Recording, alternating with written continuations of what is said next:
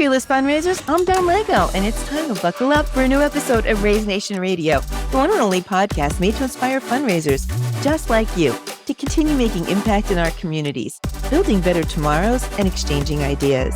So whether you're a trailblazer or a seasoned pro, you'll pick up the trends that transform your fundraising. And together we'll dive into lively conversations, and we'll chat with industry-leading fundraisers and thought leaders to explore hot-button issues and innovative ideas. So stay with us for the next 30 minutes while we inspire you to embrace the future of fundraising. Let's get going. Welcome back, Raise Nation Radio. We are so glad you're joining us again. We love connecting with you this way. So whether you're on Spotify or Apple Music or Google Podcasts or the other 7 streaming channels that we're on, thank you for listening in. We're about 130, almost 140 episodes strong, and we love just having this casual conversation with you. If you're new, well, be sure to continue to follow us on whatever channel you're tuning into today so that you could hear all the 130 episodes before this one and the 130 episodes that'll come after this one. But today's a super special we have super special guests because they're my peers from One Cause. We have Stephanie and Cynthia and Erin. And hi, guys. So welcome to the show. So good to have you. Glad to be here. Hello. Yeah, I'm so excited to have you, not just because I love you, which I do, and not, just because I love spending time with you, because I do. And we're going to be together next month. So I'm super excited about that. But you know what? It's event season, isn't it? It's really exciting.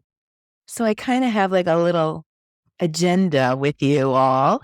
I thought it would be really fun if we got the insiders to spill the tea and help us out and help our audience out with what's trending and what's the state of events. So are you game for that? Absolutely. Let's Right do now. Yeah, because you three are the people to ask. So I'm going to hit you up with the hard questions. But before we get there, I want our audience to know and love you just like I do. So why don't you all introduce yourself? We could go in alpha order, maybe starting with Cynthia. Cynthia, just tell us what you do at One Cause, how long you've been here. What's your why? Like why One Cause, and anything you want to share personally, and then you could hand it off to whoever you want to, and we'll wrap up with the third. So how does that sound? That sounds great. So I love my why. I was a customer of One Cause probably 12 years ago and got to know the software very well because I used it for several years in a row. And then I was tasked with the project of finding who was the best software out there. So I learned a lot about a lot of different software organizations for fundraising, and I landed back on One Cause that I thought it was the best. But then I also decided, because I'd met some of the One Cause staff at the event site on event night and talked with them, that I wanted to become an event manager. So around 5 years ago, I decided to become an event manager. And then I decided that through some pushing of some of my peers, that I should become a One Cause consultant. So for the last 5 years, I've been consulting with lots and lots of organizations, helping them get ready for their event plan. I feel like I really understand how important it is to have your event plan ready to go before event day, and that will make things smooth on event day. And that's kind of where my passion is. So I love being with One Cause and being able to do that with a lot of organizations. Yeah, we're glad that you did. Okay, who do you want to follow you, yeah, Cynthia? let's keep the alphabet going. Erin, let's go. Yeah. So I'm Erin. I've been with One Cause for about 7 years now. Um, Before One Cause, I was in the travel industry for about 17 years. And I was looking for something else, and I started as an event manager. So I wanted to still continue to kind of give back to the community. And so I started on site, just kind of like the part time. And I ended up I really wanted to get into something else. Like I wanted to do more. I wanted to just keep going and keep going. So I went for consulting, and then I just kind of left the travel world behind, and I haven't looked back. So I enjoy working with our customers on a daily basis. It makes me look forward to each day, kind of different ideas. What are people doing? New experiences. So I enjoy giving back. So that's my contribution to it. Oh, thanks, Aaron. We're glad you're here. Yeah, I mean, I'm thank you. sure the travel needed you as well, but we need you more. So Yes. glad you're here. All right, that means Stephanie, you're up. Save the best for last. Of Um, course. I am Stephanie. I've been at One Cause for 8 years now. So over the years, I Wow. know I have worn many hats at One Cause. And most recently, I'm partnering with our customer success team to really dive into the customer experience. But just like the other two, my why, I am hardwired to help. I love and enjoy helping people. I want to make a positive impact for the country, for our nation, really. You just leave it better than you found it type of thing. And my overall why is always my kids. Pretty much everything I do, it's for my kids. I needed the flexible work environment that One Cause offered, but really just showing them the hard work and integrity and that we can make a difference one person, one nonprofit at a time. They ask me questions all the time. They can hear me sometimes in meetings, who did you help and why did you say that? So it's been beautiful to see as they've grown over the past 8 years with me at One Cause. I also enjoy the challenge here. So doing something new and different and solving complex problems has been really exciting for me. I know Yeah. I'm crazy. You've done so much, and it's nice to see how you've evolved here at One Cause. And that so resonates with me because I have a little more tenure than each of you. I've been over 13 years, but my kids, the same thing. I mean, some people call their work a job, some people call their work a career.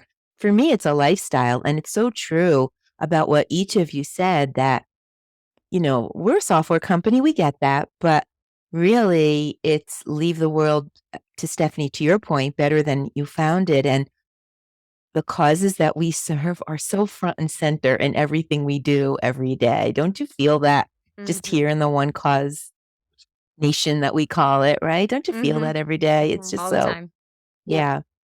So it's a good feeling, right? It's a higher purpose and just we all feel that way. So kind of cool to hear you say it. All right. Can we get into events? I really want to get into it. Yeah. So much is going on with events. It's just the state of events. I don't even know where to start, but um all right. So what's the creativity that we're seeing right now? What are some creative ways just orgs have been, you know, garnering more donations and maybe enhancing their revenue before, during, after their events? Like, talk to me about creativity. What are you seeing? I can kind of go first on that. Definitely I think people are getting away from more of that gala. They're doing more of those. I see everything from concerts to karaoke nights, different things like that. But then everything that kind of brings them together to increase that are those different like revenue, what we call revenue enhancers. So, Revenue um, enhancers. Oh, tell me about revenue. Oh, I like the sound of that. yeah. What are So revenue enhancers? so it's our kind of way of saying what we would say probably on the back end of like a fixed price, but it's like a Hmm. revenue enhancer. So your wine pulls, your bourbon pulls, just different games that you can play on site. Probably the biggest one that I see here, where I'm at would be like the wine and bourbon pull. So bourbon pulls are pretty big stuff. So Stephanie and I are here in Kentucky. So Yeah. we see a lot of bourbon pulls. Kentucky bourbon. Yeah, Yeah. yeah, Always. Okay, yeah. so how does that Well, work? What do you what does the donor do at the event? They tell me how it works. Yeah, they just they might have like a wall of bourbon, or maybe they're in like the Of brown, yeah, yes. or like Often. or like the brown bags where you don't know what's in it, so it's a mystery. And for a set price, you maybe pull a cork out with a number on it, and maybe it's like 20, $50, $100. Pull out a cork, and then it matches a number, and then that's your bottle. You take it with you, And I've and heard about like now it's not limited to just wine or bourbon. I've heard about like tequila now. Is that Tequila. is Yeah. that really happening? hmm They'll call it a spirit pull because they've Yeah. got all kinds of different things. And the Yeah. neat thing about it is the organization can get, like wine, $20 or $30 bottles, but then they put a couple of like $100 bottles in there. So people are really excited to purchase it because maybe they'll win the really expensive bottle. Got it. Got it. Wow. So that's how you can charge more, right? So you've got these, $15 bottles, but then you have one $150 bottle, but you can charge more for the pool because you have this range of spirit bottles. And to Aaron's point, I fully agree. It's galas are still happening, but they're kind of elevated to experiences. Mm. So we're seeing a lot of experiences. So don't stop the gala that you're doing if you love it, but adding in an oxygen bar, making sure you have a photo booth. Step and repeat's great, but photo booths are fun because they can do that on their own. Just making it full experiences. We've seen a lot of like almost if you think about like a vendor fair, but maybe not vendors, maybe it's your sponsors. And they have these different tables in your pre-function area and they're talking about what they do. And it really gives them more visibility into your supporters and they're sponsoring your event. So it's a win-win. So anything experience-wise that you can think of that you can tell a story through your event. It doesn't have to be a gala, but you can elevate your gala. I love that. That's really bringing the sponsor into the event and making that connection between donor, sponsor, organization. I never thought of that, but if they bring their sponsored item, then it's kind of like an entertainment factor too. That's brilliant, Stephanie. I love that. Who was going to say something? I interrupted somebody when I wanted Yeah, to I was comment. I was gonna say that organizations are trying to put more fun into their event, into their galas, so that it's just not that standard go eat dinner, do the program, but some fun. So they'll play games. We've seen casino type games. They'll Yeah. also do like a heads or tails. Okay, you People know call what? that. Stop right there. I don't know what heads or tails is. I don't understand it. I see it in like a lot of one cause content and with our event planner partners, but I'm going to admit it right here on Raise Nation Radio. I don't know what it is. Can somebody explain it to me? Yeah, I got that. So, there's different names for it. I just had an organization say that they call it odds or evens. So Okay. basically, it's um the auctioneer or MC is up there on the stage and he flips a coin and it's either lands as heads or tails. So the guests who have bought in to play the game, think of putting your hands on your heads or putting your hands on your backside. So heads or tails. And if Okay. the coin and it's a heads and you were like this, then you get to keep playing. Everyone who had their hands on their tails, they're out. And the idea is to keep going until there's only one person left who guessed right with heads or tails. And then they win a prize. So sometimes it's a really, really big prize, like they get to choose a trip. So the heads or tails price might be a little bit more. Um, and so like odds or evens, you'll hold your fingers up, one or two, or the sponsor can provide a paddle that might be, that one side is one thing and the other side is the other. So the paddle might be their logo that says heads or tails. But I've seen some really unique, fun things there that you can do with that piece. Or the sponsors could provide like a blinky ring or a blinky necklace. So people who are wearing that are playing heads or tails, and then the other guests see that they're wearing something fun and want to know what it is. And it brightens up the event space because everyone's got these blinky rings on or blinky necklaces on. So does that make sense? The heads or tails where you Yeah, you know what? I'm not going to even admit what I thought it was. It does make sense. Thanks for explaining it to me. But boy, was I off base. So I Well, think what I'm hearing is fun, experiences, gamification. Is that right? Is that the trend for 2024? Give me more examples. I want to hear them. Yeah, I think anything in that I think that cocktail hour and a half, whatever you use, 2 hours, is a really good time to get use those revenue enhancers. So, I had someone that they do like a treasure chest. So it's where they sell keys to a treasure chest or like a mystery box. And you have to sell all the keys. So it could be like a $50 a chance for a key. And then what they do is all the keys have like little ribbons on them, like colored green, blue, so on. And then when they sell them all, they know which key is going to open the box. So they kind of eliminate colors and then they get it down to where it's like, okay, anyone that's holding a blue key, let's go to the front of the stage or the ballroom. And then they start the conga line of music, and then people go in, put the key in to open up the treasure box. And you could sell, 200, multiple chances of it. So I could have 2, 3 keys that I'm gonna try to open up this mystery box. And usually in there it's probably an experience of some sort, concert tickets, plane tickets, or just Bourbon cash. tasting. Bourbon tastings, yeah, so usually the prize is a mystery, but, it's a pretty good prize that's in those treasure chests, so And that's of another one. Yeah. agree with Aaron. With all of these things, all of these revenue enhancers and experiences, we're always fully in the mindset of revenue, right? We want to make sure that these are all fundraising activities. So, where golf is an amazing event, you can add revenue with almost anything, right? You can make them pay extra for mulligans. You can do a beat the pro or longest shot contest. Um, Celebrity shots.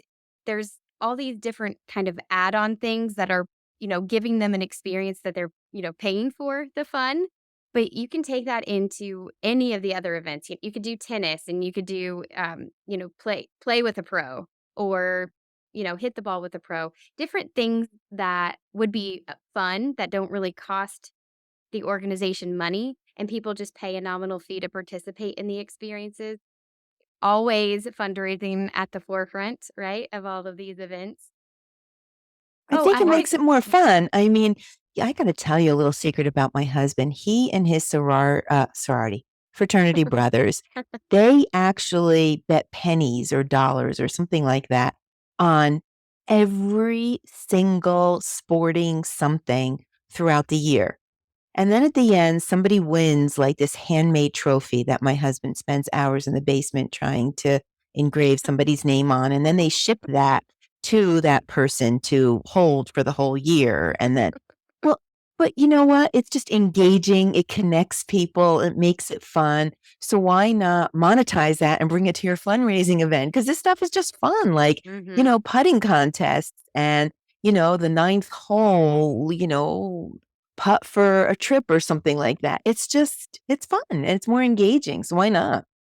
I've been seeing, I've seen pickleball recently, a lot of pickleball. Pickleball. Oh my God, I hear Yeah. pickleball every Yeah, other day yeah, now. Everything. Yes. all pickleball, and then what I've noticed, I have a lot of Florida, Florida organizations that have been doing like pool parties. So at the pool party, so they'll have entry tickets to a pool party, but at that pool party, they'll have raffle baskets and they'll do like merchandise of maybe their organization has beach towels, sunglasses. So you can just go into just having merchandise like that geared towards that pool party. But I'm seeing way more pool parties than ever. So Wow. yeah, Hmm. yeah, Yeah, so I have monetize everything. yeah. Hmm.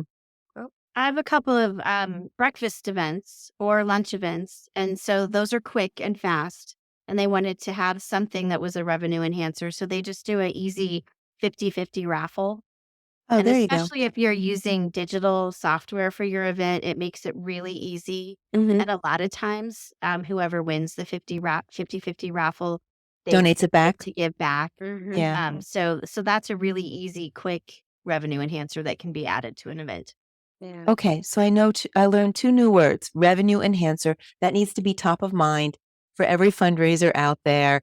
Talk to your consultant here at One Cause if you're a One Cause customer and talk about your revenue enhancers. Look at your event in a whole new way, right? And make sure you're monetizing everything. Well, now what about the auction part of events? Is there a rise, a fall in auctions? What trends are you Mm. seeing just in the auction component? That's, it's been kind of changing ever since COVID, right? Where nothing was on site and everything was shipped or, pick it up at a carpool lane. But really, we're going into 2024 seeing a lot less quantity, but much higher quality. Oh, So where you might get these random donations and you just put it, you can put them together or you can add them to a pool. So I know a lot of organizations get gift cards and you want to use them. They're great, but they don't sell in a silent auction. Gift cards, $100 gift card. I'm not going to pay $100 for that gift card, right. generally speaking. So, okay, we'll take those wonderful donations and do a gift card pool, right? We've been talking about pools. So take the donations that aren't necessarily quality for a silent auction, put them in those other revenue enhancer buckets, but really focusing on quality experiences. Again, you're going to hear experiences a lot today, I think, because Mhm. people want to travel again. They want to travel probably triple than they ever did before. Yeah, but those travel packages are not easy to put together, to source, to fulfill. Like, how do nonprofits, make that a little bit more simple? It's not easy. How do you get there's those travel packages? There's definitely organiza or companies that do that. There's companies that put together a nice package that you can include a flight or not, so consignment companies are a really good option if you don't have something in your circle. But I do also know that a lot of organizations have some supporter that has a house in Florida that they're willing to give for a week.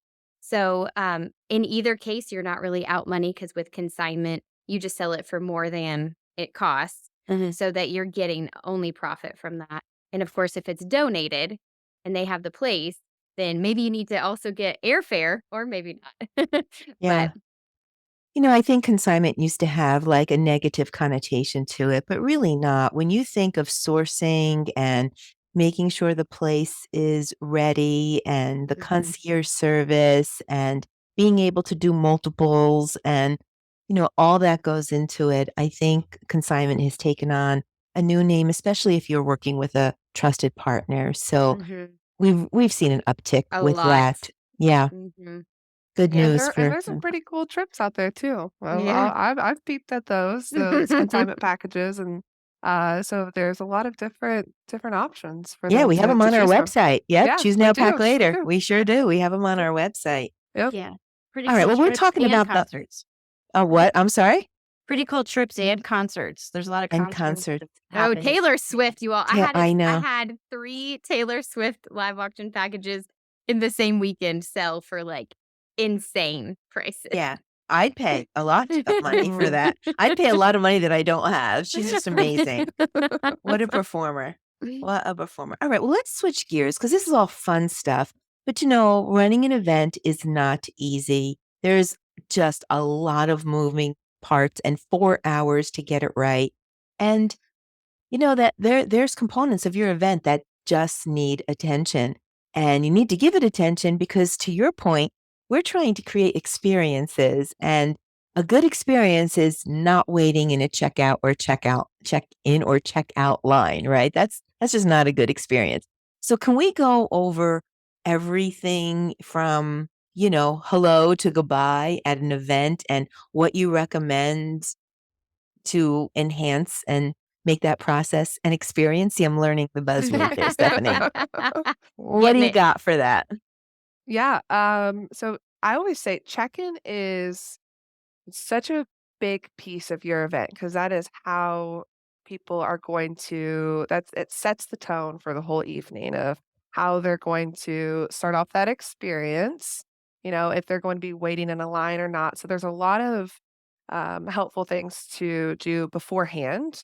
So one of the biggest challenges that we see, organizations having are getting their guests' names. That's probably like the biggest thing. We can't get them to give our names. So, I think there's different ways that you can try to do reach outs. I've had some people that once a week they'll reach out. Do you have a guest list yet? Or maybe have a deadline for maybe the venue doesn't have a deadline, but you can give a deadline, to help get those guest names in there because no one likes to show up at an event and your name's not on the list. So when that name's on the list, it's just one less thing we have to, you have to search for. So Mhm. probably the biggest thing is trying to really fine tune that guest list in advance. And then, we always look at different things. How are you going to handle maybe your paddles? Are we doing different live auctions, different paddle raises? How are we doing that? Are we doing, table assignments? Are we having to organize that? Getting all those things done in advance definitely cause for a successful check-in process. So you might not think that the tables all being assigned ahead of time do, but it really does affect just that check-in experience. And then volunteers, you Mm. know, getting some good volunteers, the right equipment, all of these factors definitely play in for a smooth, smooth check-in. Yeah. Signage, things like that, like having the right signage, where to go, if you might have an express line, or a VIP line. So how you handle handout materials. Are we doing name tags? That's a whole other like, let's put the name tags at a different table, maybe a whole other table. Let's not do that right there with, your check-in volunteer. So there's a lot of different factors when it comes to that smooth, but I think it comes down to having clean data and doing a lot of that. It's a lot of work, but it pays off. That work pays off for For that quick time, and then it makes everybody happy for their Yeah. experience, right, Aaron? Their for check-in their experience. experience. Yeah. Yeah. I do wanna double down on the volunteers that Aaron was talking about. That is so, so important. It's not something that you should be trying to get a volunteer the month of your event. You should be slowly working and poking in for months that you're gonna need of these volunteers. I would say at least 1 volunteer for every 75 to 100 guests just to make the smooth, fast check-in process. You could have somebody, looking up the name while a different volunteer is grabbing those paddles or programs or whatever. We just want to get them in and drinking and bidding, right? Unless you don't drink at your event, don't do that. Yeah.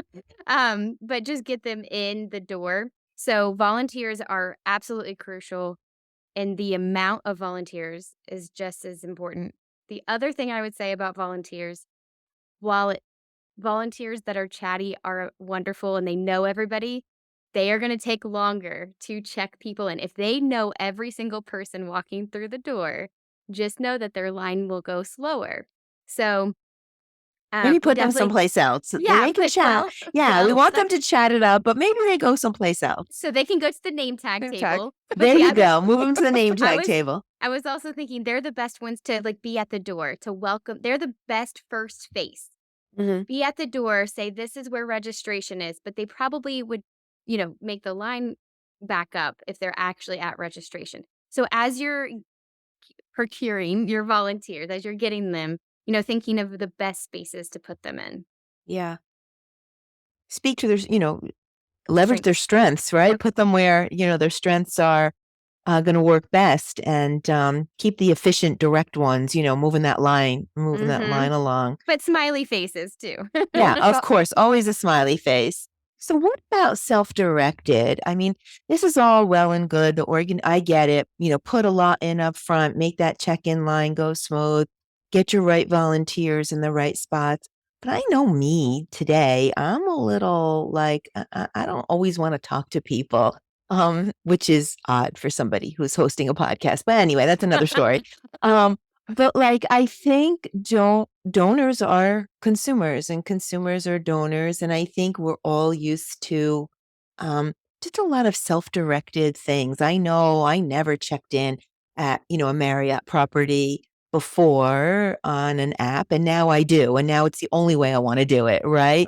Or my United Airline or, Uber and Lyft versus, hailing a taxi.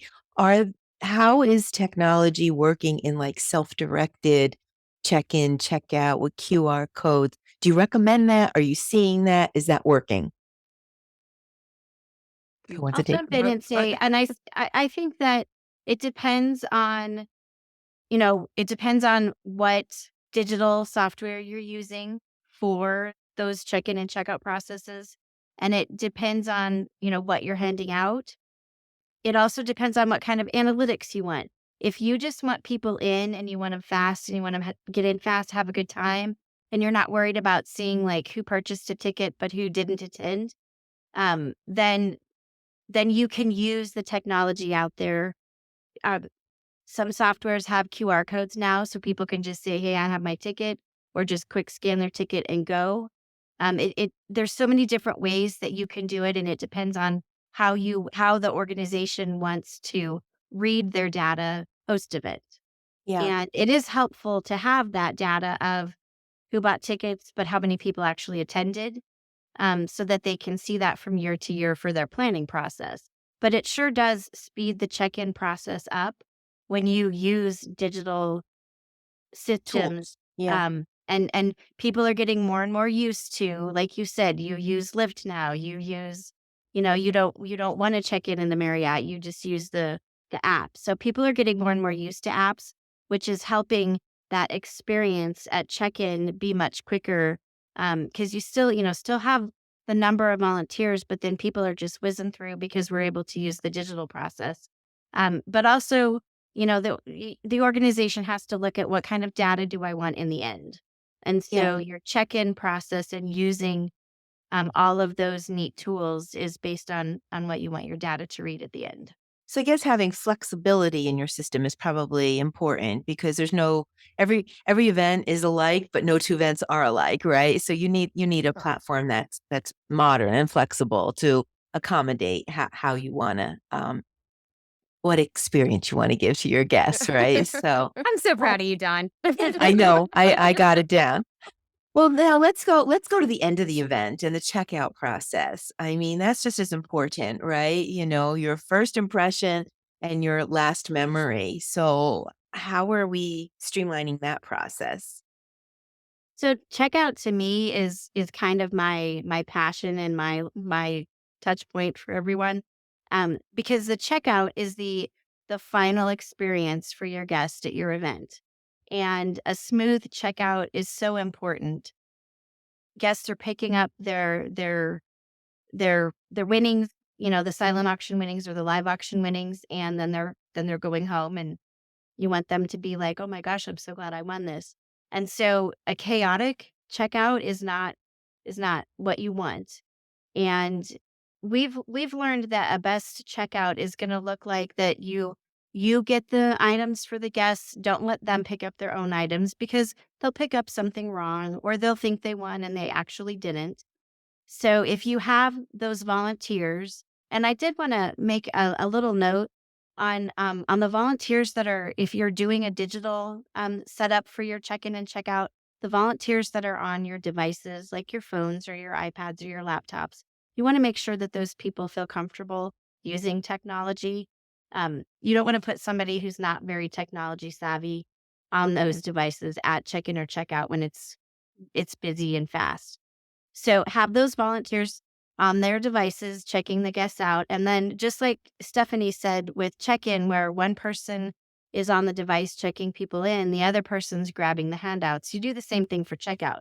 One person is looking things up, making sure that the guest sees what they've won, what they've purchased. I see you purchased 2 raffle tickets, you won this item. And while they're doing that and making sure the right credit card's on file, the other person goes and grabs the item for the guest. So part of the setup at checkout, you want to have that plan together so that you've got volunteers taking care of getting checkout ready while the program's going. And then at checkout, it's a good flow for your guests leaving. And they also, um, so they come with a good flow, and then just lost my train of thought. And then they have a nice seamless flow where the silent auction items are right there at checkout and that the runners don't have to go very far to get them. So the location of checkout is important. And then having enough runners to grab things so that you just keep things moving quickly. In our opinion, I think that's the best setup for checkout. Mhm. And it, again, finishes up the night with the guest having a good experience. Yeah, there's that word again. Yep. Well, thanks for taking us through that whole flow.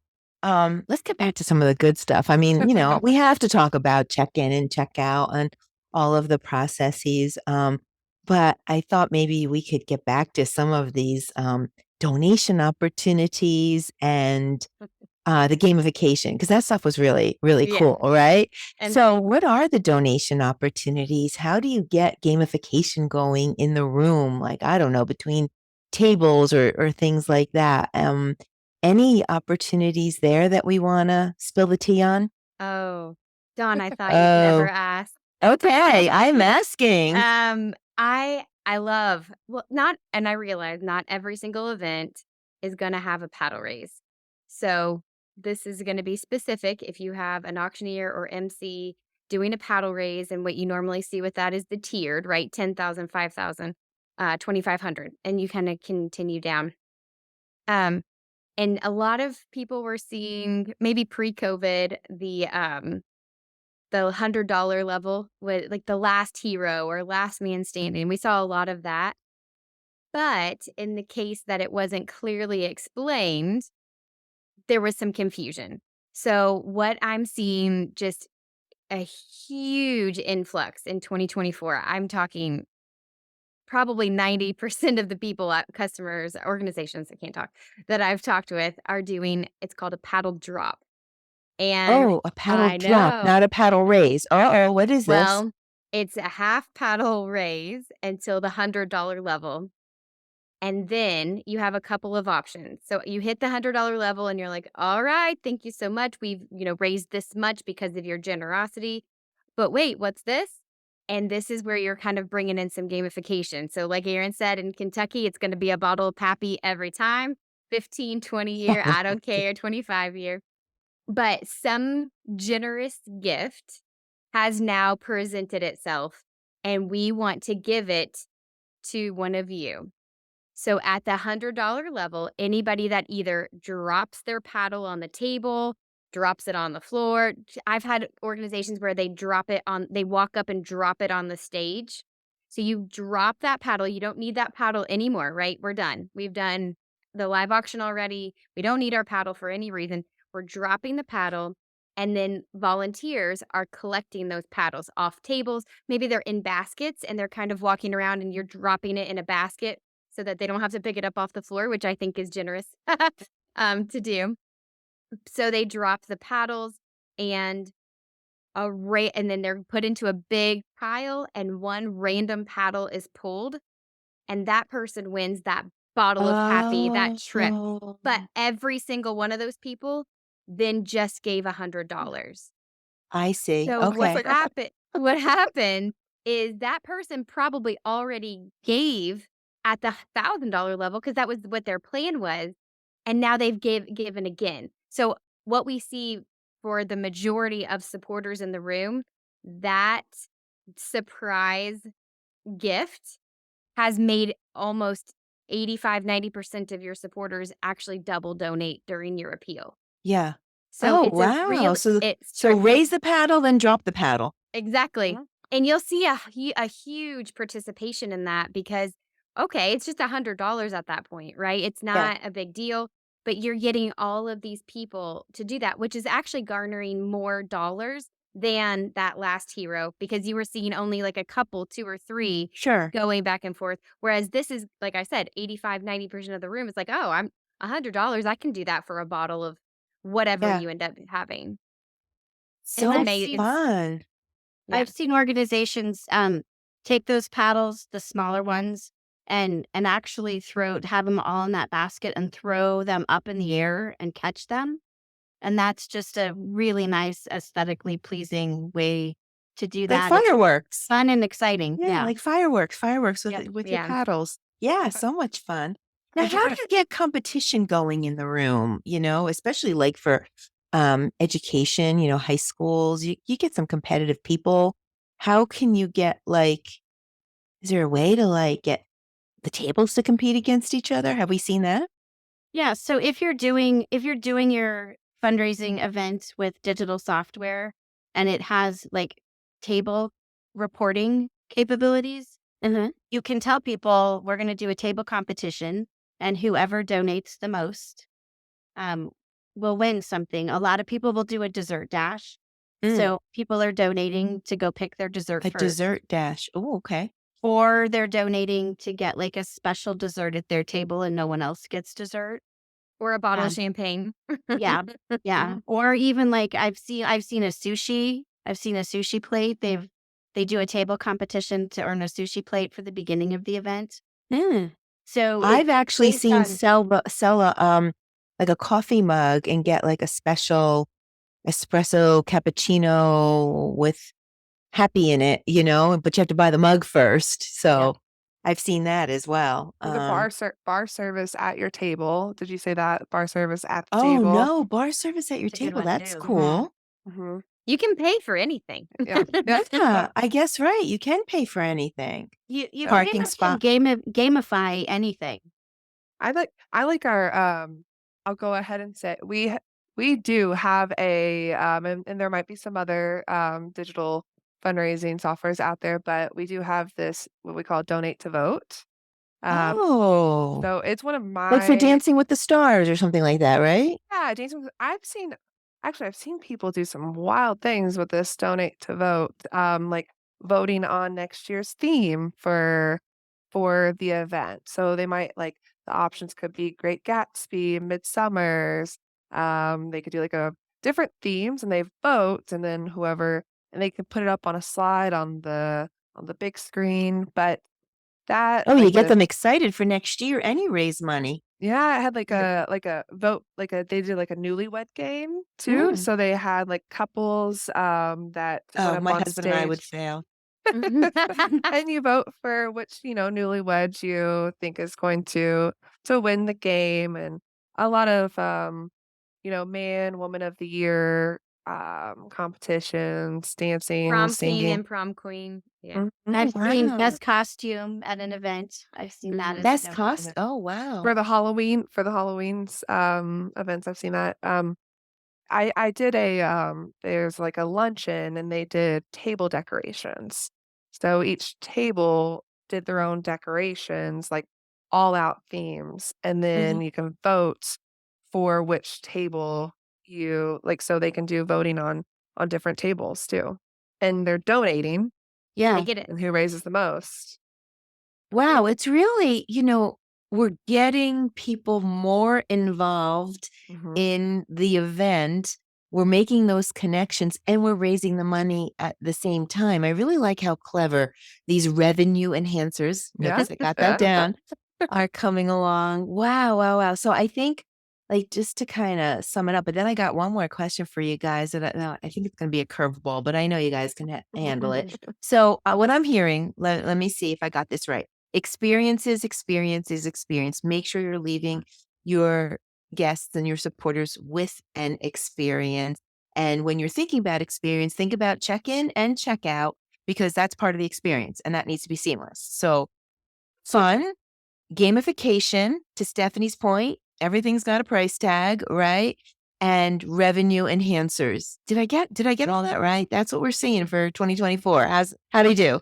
Yeah, perfect. Am I gonna can I be a one class consultant now too? I Come think you on. could. I think you do well. All right. So I want to wrap up with this the concept of fundraising pages. Um, Mm.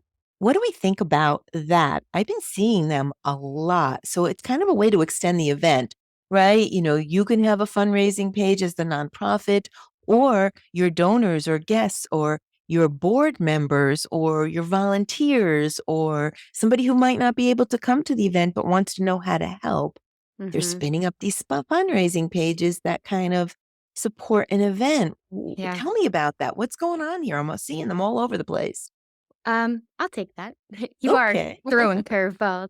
I love so online fundraising can be year round, right? This is like it can be attached to an event, right? You can have a fundraising page to an event where that accumulation is. But you can also do it outside of your event. So you can think of these fundraising pages. So an ambassador of your organization, somebody that just truly, lives and breathes your organization.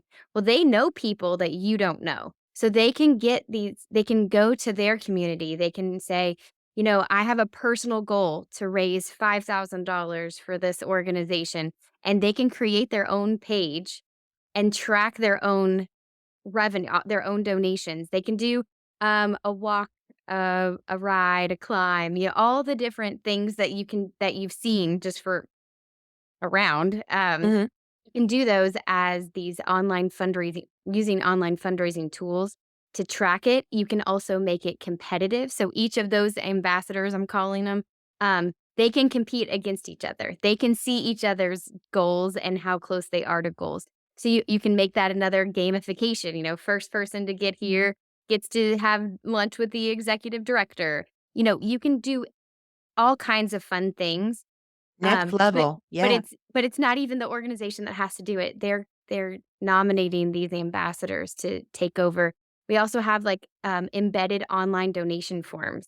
So you can put that on your organization website, and just these passive donations are coming in.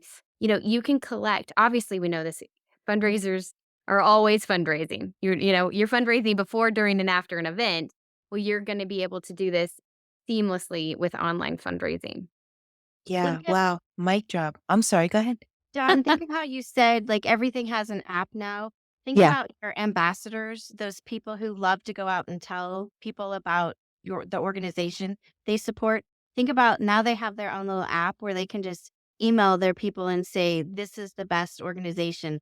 Take a look at this," and then they can donate to that. And they can use that tool pre-event and then see the results at the event. But I liked what you said earlier about like everything's gone to apps.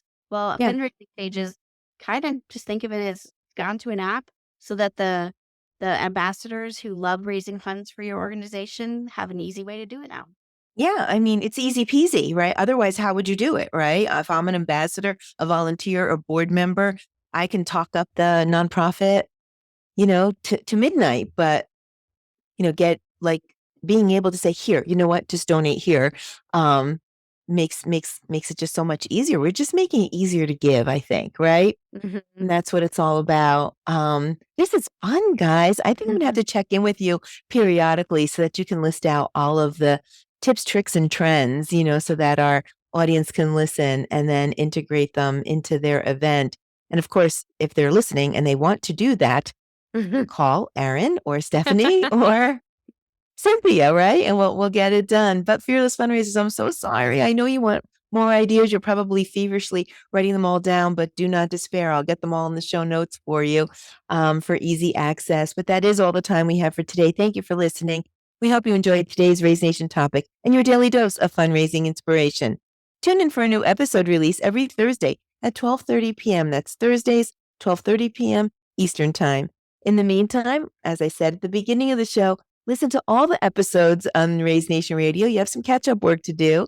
But you can follow the channel that you like best since we do stream everywhere. And this way you can get notifications about all our new guests. I would like to thank our sponsor, One Cause, for making this episode possible. One Cause is driving the future of fundraising with easy to use digital fundraising solutions that help nonprofits connect with donors. Check it out, onecause.com. And please, while you're there, visit the resource tab on our homepage. We have a broad catalog of content. It's all free, and hopefully you'll find it helpful. A huge shout out to my friends, my peers, my colleagues, Stephanie, Erin, and Cynthia, for just taking time out of their very busy day to just share some of these ideas and trends. I'm so grateful, but I do have to ask each of you before we call it a wrap, any last dose of inspiration for our audience? Mm. Well, as we all know, fundraising is hard, but it's so, so worth it. And just keep on blazing the trail, blazing the path, helping those hundreds of thousands of people is absolutely worth it. Your mission is absolutely worth it. Get some help. Because we're here to help, right? Yeah, don't do it all yourself. There's no way. Delegate out, get some amazing software, get some great partners. It's worth it. Well, that's a mic drop inspiration. Yeah, And I want to yeah. hear from my other two colleagues as well. Oh. I would say that was great. Stephanie did a great job. I think planning is huge. So have a timeline, have a run of show, and make sure you have every little nitty-gritty detail in that timeline, and that everyone involved in the leadership of the event on event day knows that plan. The plan The more you plan, the less surprises you have, and the guest will see just a streamlined, wonderful event with a really solid plan. Flawless, polished event, right? Good run of show. That's what that does. All Yeah. right. Take us home. Yeah, I'll kind of piggyback off of both of them and say that if you're doing this alone, recruit a friend, family, anyone, call for help. You're not alone at all. And just keep going. Don't stop. Just think of new things, new ideas. There's always something new out there, and just keep on pushing. Well, you guys have the ideas. So I'm going to leave last words of inspiration. Call Erin, Cynthia, Stephanie, because they definitely have the tea on what's happening. And I'm going to bring you guys back and we're going to talk more. Maybe we can do this next event season. This was so much fun. Thanks for being guests on the show. Thank you, Dawn. Thanks. That was a wrap, Fearless Fundraisers. Until next time, I'm Dawn Lego. This is Raise Nation Radio. You stay fearless out there.